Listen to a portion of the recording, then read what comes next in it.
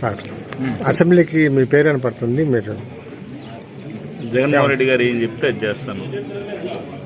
జగన్మోహన్ రెడ్డి గారు నా అవసరం ఉంది, నువ్వు పోటీ చేయాలి అని చెప్పేసానంటే తప్పకుండా పోటీ చేస్తాను.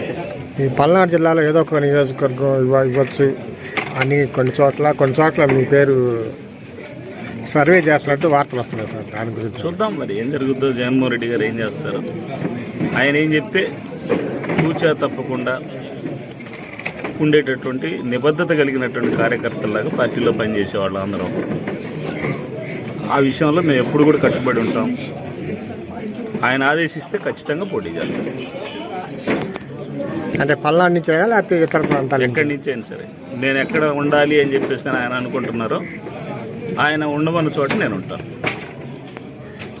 తప్పకుండా ఆయన చెప్పిందే చేస్తాను.